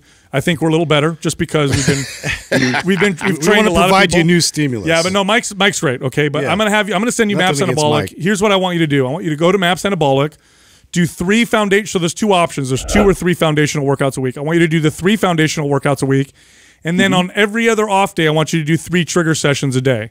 So let's switch to that program, and you should see faster muscle growth and a boost in metabolism. I think it wouldn't hurt you also to maybe reduce calories a little bit. So, maybe not go all the way down to what your cut was at 22, maybe land somewhere around 25, 26 and see how you feel with also switching the stimulus with the new programming. Those 2 things, I think we should see nice.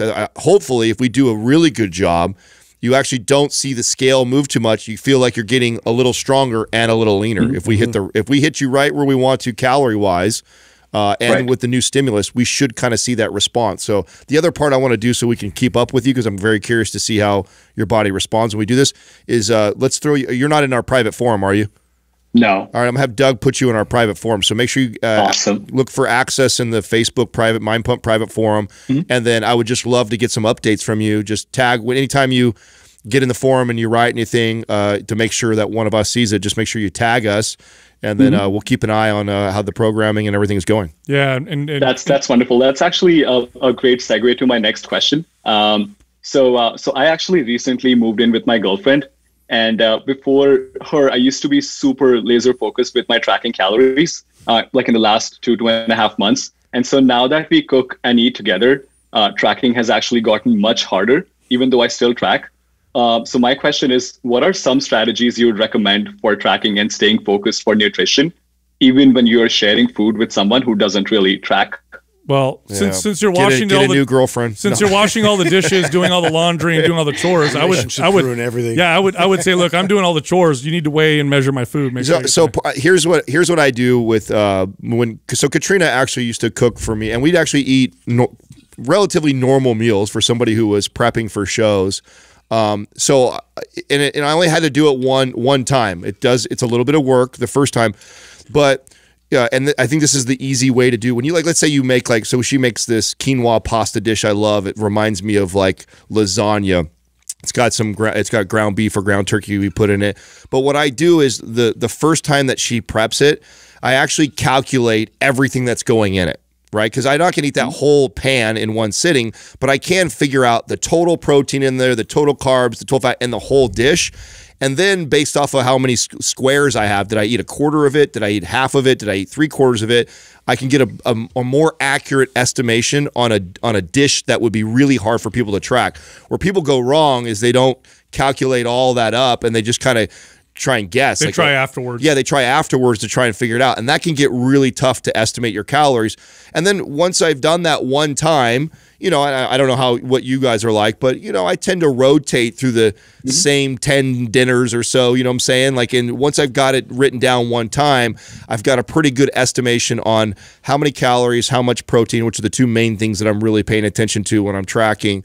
Does this dish have, and how much of that dish, what fraction of that did I eat of that dish, because I'm probably going to put the other half in the refrigerator. I can kind of figure out. That's my recommendation on trying to eat normal with a girlfriend and have prepare meals like that.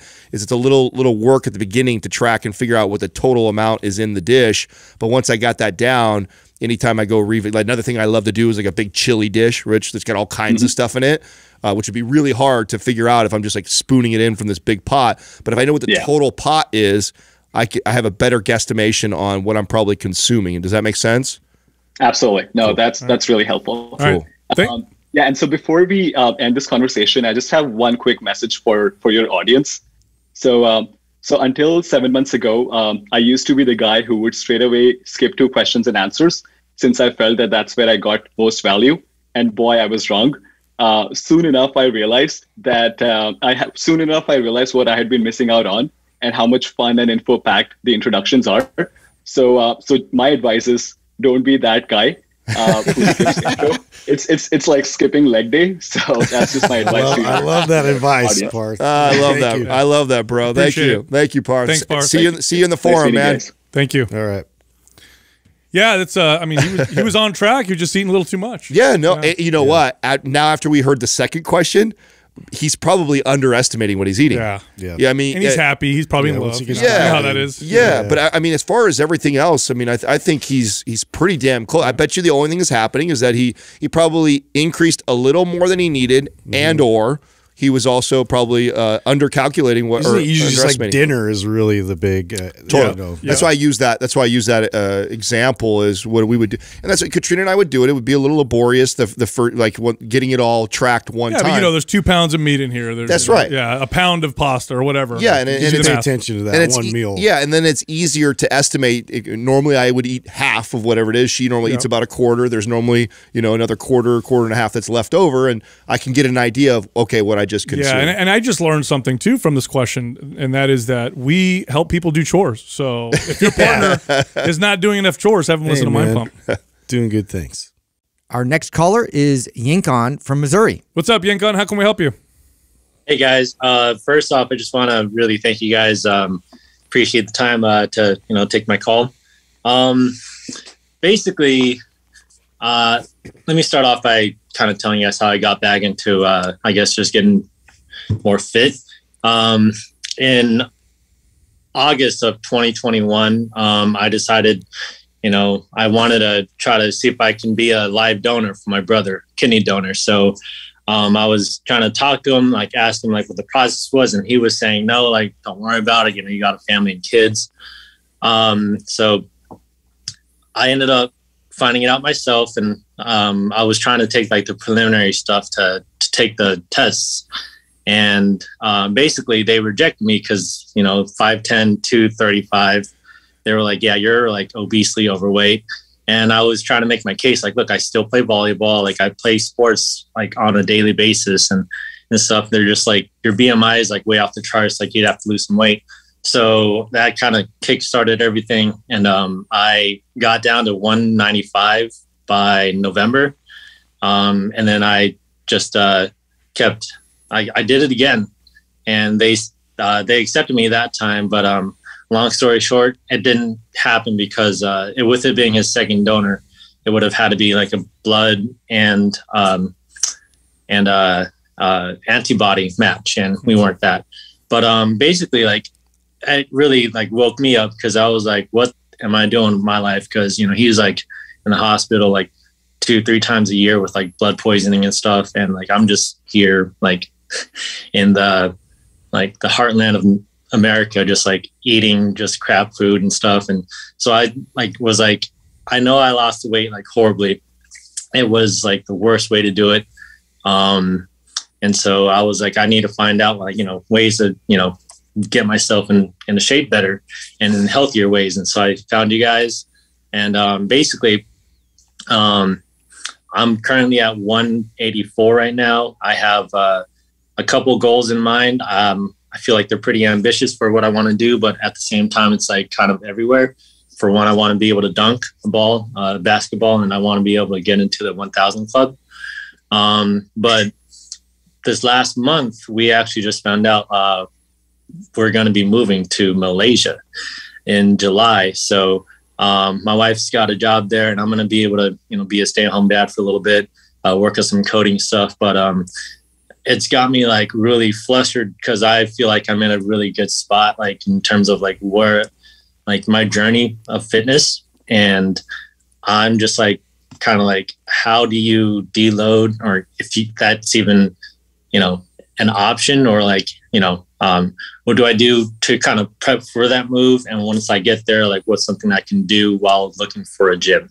Yeah, good question. Okay, so whenever I would go travel, or whenever I'd have a client travel and they weren't going to work out while they were gone, I wouldn't deload leading up to the vacation or the travel. I would actually push them a little bit past overtraining so that time off is more recovery. So in other words, let's say I'm not going to work out for 2 weeks or a week.